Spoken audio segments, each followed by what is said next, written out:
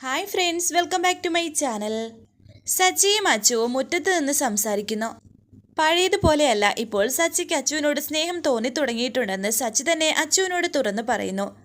അതിനിടയിൽ അവർ പിരിയുന്ന കാര്യവും സംസാരിക്കുന്നുണ്ട്. താൻ എന്നെയല്ലായിരുന്നു നല്ല ഒരാളെ കല്യാണം കഴിച്ച് സുഖമായും സന്തോഷമായും ജീവിക്കണമായിരുന്നു എന്നൊക്കെ സച്ചി പറഞ്ഞപ്പോൾ അർച്ചന പറയുന്നു, സച്ചിയേട്ടൻ പറഞ്ഞതുപോലെ ആരുടെ ഭാര്യയായിരുന്നാലും താലിഭാഗ്യം കിട്ടാത്തടത്ത് ഒരു സൗഭാഗ്യം വരുമെന്ന് ഞാൻ വിശ്വസിക്കുന്നില്ല. ഈ വീട്ടുമുറ്റത്ത് നിന്ന് നമ്മൾ ഇതേപ്പറ്റി സംസാരിക്കുന്ന ഒരു ദിവസം എൻ്റെ സ്വപ്നത്തിൽ പോലും ഇല്ലായിരുന്നു. നമുക്ക് ഇന്ന് തന്നെ മടങ്ങിപ്പോകാം. സച്ചിയേട്ടൻ ഇവിടെ നിൽക്കാൻ ബുദ്ധിമുട്ടാണെങ്കിൽ നമുക്ക് മടങ്ങിപ്പോകാം. ഞാൻ പോയി അച്ഛനോടും അമ്മയോടും എന്തെങ്കിലുമൊക്കെ പറഞ്ഞ് വിശ്വസിപ്പിക്കട്ടെ. അങ്ങനെ അകത്തേക്ക് അർച്ചന പോകാൻ തുടങ്ങിയപ്പോൾ സച്ചി വിളിക്കുന്നു, താ വേണമെങ്കിൽ ഇവിടെ നിന്നോ, പതുക്കെ വന്നാൽ മതി. വേണ്ട സച്ചിയേട്ടാ, ഞാനും വരാം. ഒരുമിച്ച് ഇനി അധികകാലം ഇല്ലല്ലോ, ഉള്ള കാലം ഒരുമിച്ച് തന്നെ ജീവിക്കാം. പിന്നെ ഇപ്പോൾ എനിക്ക് നല്ല ആത്മവിശ്വാസം തോന്നുന്നുണ്ട്. എൻ്റെ പ്രാർത്ഥന സച്ചിയേട്ടന് മനസ്സിലായല്ലോ. എൻ്റെ ബാക്കി വിഷമങ്ങളൊക്കെ അതിൽ തേഞ്ഞു മാഞ്ഞു പൊയ്ക്കോളും. അത്രയും പറഞ്ഞ് അർച്ചന അകത്തേക്ക് പോകുന്നു. വിഷമത്തോടെ അവിടെ തന്നെ നിൽക്കുകയാണ് സച്ചി. ശേഷം കാണിക്കുന്നത് ഇതേ സമയം നെല്ലിശ്ശേരിയിൽ പുസ്തകം വായിച്ചുകൊണ്ടിരിക്കുകയാണ് സേതു. അവന്തിക അവിടേക്ക് വരുന്നു. കയ്യിൽ നിന്ന് രക്ഷപ്പെട്ടു പോയ നന്ദൻ ഏതു നിമിഷവും ഇവിടേക്ക് വരും. അങ്ങനെ ഇവിടേക്ക് വന്ന് സത്യങ്ങളൊക്കെ അറിഞ്ഞാൽ ഇതുവരെ കഷ്ടപ്പെട്ടതൊക്കെ വെറുതെയാകും. അതുകൊണ്ട് നന്ദൻ വരുമ്പോൾ താൻ ഇവിടെ ഉണ്ടാവരുത്, താൻ മാത്രമല്ല ആരും എന്ന് അവന്തിക മനസ്സിൽ വിചാരിച്ചിട്ട് കയ്യിൽ ഒരു മരുന്ന് ഒളിപ്പിച്ചു വെക്കുന്നു. ഒരു സിറിഞ്ചും കയ്യിൽ തന്നെയുണ്ട്. അച്ഛാ, അർച്ചന ഇവിടെ ഇല്ലല്ലോ, അച്ഛന് ഇൻസുലിൻ എടുത്തു തരാൻ വന്നതാണ്. സേതു പറയുന്നു. പറഞ്ഞതുപോലെ അർച്ചന മോള് പോയ ശേഷം ഒന്ന് വിളിച്ചില്ലല്ലോ.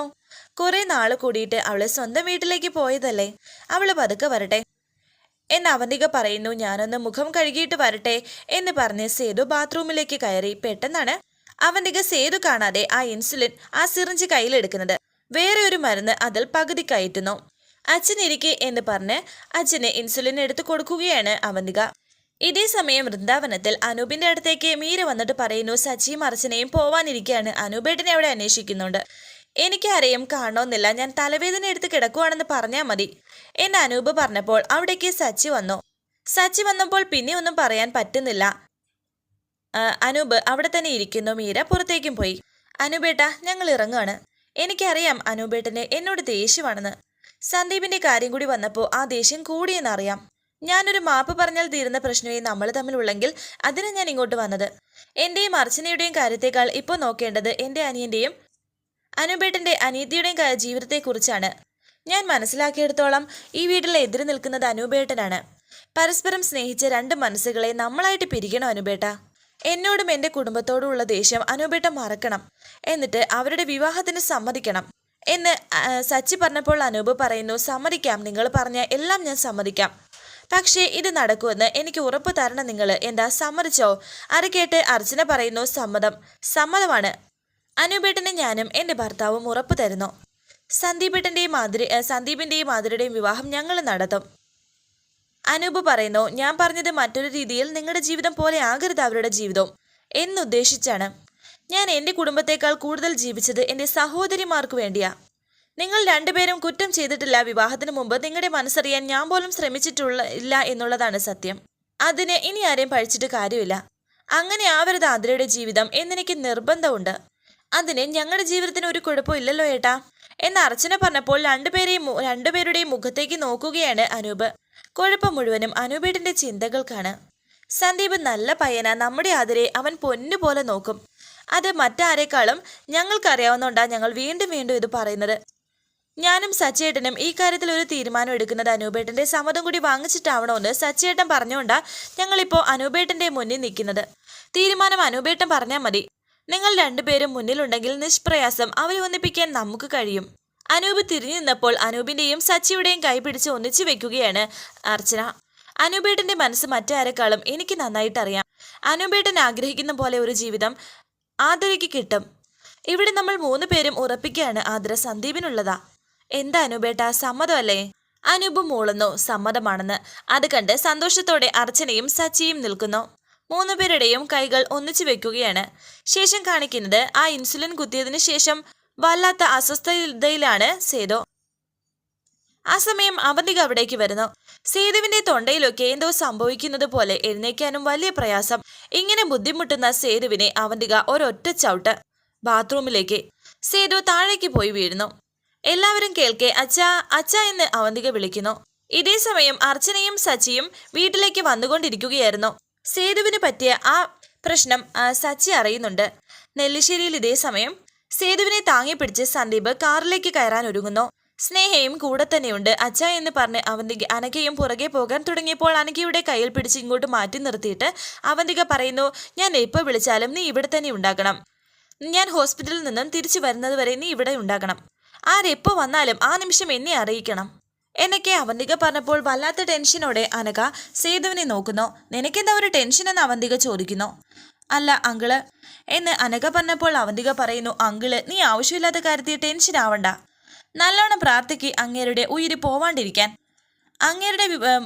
അങ്ങേരെ മുകളിലേക്ക് വിളിച്ചാൽ നിന്റെ വിവാഹം വൈകും, ചിലപ്പോൾ നടന്നില്ലാന്നും വരും. അതുകൊണ്ട് പ്രാർത്ഥനയ്ക്ക് ഒരു കുറവും വരുത്തണ്ട. ഞാൻ പറഞ്ഞതൊക്കെ ഓർമ്മയുണ്ടല്ലോ, എന്ത് വന്നാലും വിളിക്കണം. അത്രയും പറഞ്ഞ് അവന്തിക പോകുന്നു. ടെൻഷനോടെ അനഘയും നിൽക്കുന്നുണ്ട്. ഇതേ സമയം ഐസിയുവിൽ കയറ്റുകയാണ് സേതുവിനെ. ഐസിയുവിന് ഫ്രണ്ടിൽ തന്നെ ടെൻഷനോടെ സന്ദീപും ആതിരയും സ്നേഹയും നിൽക്കുന്നു. അർച്ചനയും സച്ചിയും ടെൻഷനോടെ അവിടേക്ക് ഓടിയെത്തി. അവിടെ സിസ്റ്ററിനോട് കാര്യം തിരക്കുകയാണ് സച്ചി. സച്ചിയും അർച്ചനയും ഐസിയുവിനകത്തേക്ക് പോകുന്നു. അച്ഛനെ കാണുന്നുണ്ട്. പുറത്തു നിന്നാണ് അച്ഛനെ കാണുന്നത്. വിഷമത്തോടെ സച്ചി പുറത്തേക്ക് പോയി.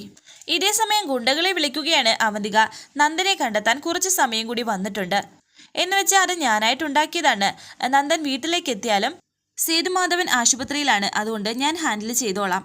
പിന്നെ ഹോസ്പിറ്റൽ പരിസരത്ത് നമ്മുടെ ആളുകൾ വേണം. അയാൾ ചിലപ്പോൾ അച്ഛൻ ഹോസ്പിറ്റലാണെന്ന് കരുതി ഇങ്ങോട്ട് വരാൻ ചാൻസ് ഉണ്ട്. അതുകൊണ്ട് ഹോസ്പിറ്റലിന്റെ പരിസരത്തും വീടിന്റെ പരിസരത്തും നമ്മുടെ ആളുകൾ വേണം. പറഞ്ഞതൊക്കെ ഓർമ്മയുണ്ടല്ലോ എന്ന് പറഞ്ഞ് അവന്തിക ഫോൺ വെച്ചു. ഡോക്ടർ സന്ധ്യയും മറ്റൊരു ഡോക്ടറും കൂടിയാണ് പുറത്തേക്ക് വന്നത്. ഡോക്ടർ, എൻ്റെ അച്ഛനെ എന്ന് സച്ചി ചോദിക്കുന്നു. ഇപ്പോൾ തൽക്കാലം ഒന്നും പറയാൻ പറ്റുന്ന സാഹചര്യമല്ല. ടെസ്റ്റ് റിസൾട്ട് വന്നതിന് ശേഷം മാത്രമേ ട്രീറ്റ്മെന്റ് തുടങ്ങാനാകൂ. അല്ല, ശരിക്കും എന്താ പറ്റിയത് എന്ന് സന്ധ്യ ചോദിക്കുന്നു.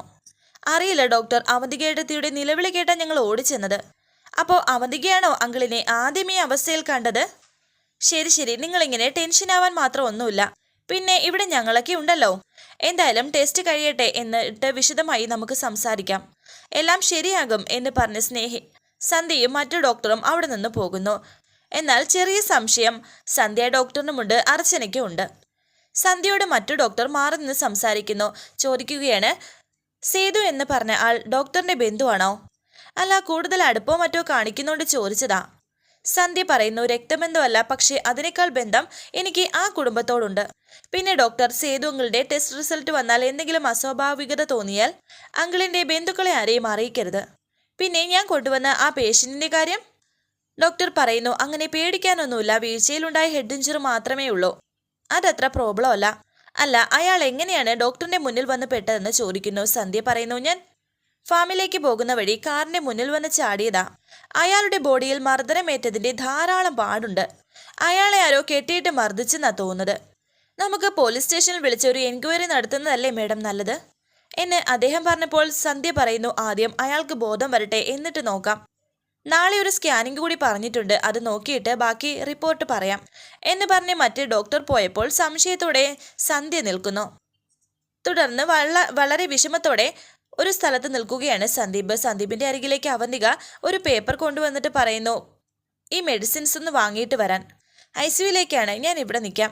സ്നേഹ എവിടെയെന്ന് സന്ദീപ് ചോദിക്കുന്നു. അവള് താഴെയുണ്ട്, ക്യാൻറ്റീനിൽ. എന്തായാലും ഇത്രയും നേരം ഇവിടെ നിന്നതല്ലേ, എന്തെങ്കിലും കഴിക്കാൻ പറഞ്ഞ് ഞാൻ അവളെ അങ്ങോട്ട് പറഞ്ഞു വിട്ടതാ. ഒന്നും കഴിക്കാതെ അവിടെ ഇരിപ്പുണ്ട് എന്ന് സന്ദീപിന്റെ മുന്നിൽ വിഷമം നടിച്ച് പറയുന്നുണ്ട്. ആ സമയം ഡോക്ടറും സന്ധ്യയും അവിടേക്ക് വരുന്നു. സന്ദീപിനോട് സംസാരിക്കുന്നുണ്ട്. പെട്ടെന്ന് അവന്തിക മറഞ്ഞു നിൽക്കുന്നു. നാശം പിടിക്കാൻ ഇവള് ഇവിടെ ഉണ്ടായിരുന്നോ? ഇപ്പോ ഇവളുടെ കണ്ണിപ്പെടാതിരിക്കുന്നതാ നല്ലത്. ആ കിളവന്റെ അവസ്ഥ നോക്കിയതിന് ശേഷം മതി ഇവൾ എന്നെ കാണുന്നത്. പെട്ടെന്ന് അവന്തിക അവിടെ നിന്നും ഓടി മായുന്നു.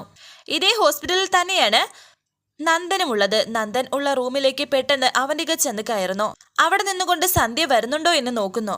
നന്ദന്റെ അരികിൽ നിൽക്കുന്ന സിസ്റ്റർ വിളിച്ചു ചോദിക്കുന്നു, ആരാ, ഈ പേഷ്യന്റിന്റെ ആരെങ്കിലും ആണോ എന്ന്. അല്ല എന്ന് അവന്തിക പറഞ്ഞപ്പോൾ പിന്നെന്തിനാ ഇവിടെ നിൽക്കുന്നത് എന്ന് സിസ്റ്റർ ചോദിക്കുന്നുണ്ട്. നന്ദന്റെ മുഖം അവന്തിക കണ്ടില്ല. അത് ഈ ക്യാൻറ്റീൻ എവിടെയാണ് എന്ന് അവന്തിക ചോദിക്കുന്നു. ക്യാൻറ്റീൻ അപ്പുറത്താണെന്ന് സിസ്റ്ററും പറഞ്ഞു. ഡോക്ടർ സന്ധ്യയും ഡോക്ടറും അവിടെ അതിലേക്കൂടെ പോയ സമയത്ത് പെട്ടെന്ന് അവന്തിക അവിടെ നിന്നും മാറിപ്പോയി. സേതുവിനെ പരിശോധിക്കുകയാണ് ഡോക്ടർ. ഐസിയുവിന് മുന്നിൽ എല്ലാവരുമുണ്ട്. അവന്തികയോട് സച്ചി ചോദിക്കുന്നു, എടുത്തി മുറിയിൽ ചെന്നപ്പോൾ അച്ഛൻ വയ്യാതെ കിടക്കുമായിരുന്നോ? ഞാൻ ചെന്നപ്പോൾ അച്ഛൻ തറയിൽ കിടക്കുമായിരുന്നോ? അർച്ചന അവിടെ ഇല്ലാത്തോണ്ട് അച്ഛന് മരുന്നെടുത്ത് കൊടുക്കാൻ പോയതാ ഞാൻ.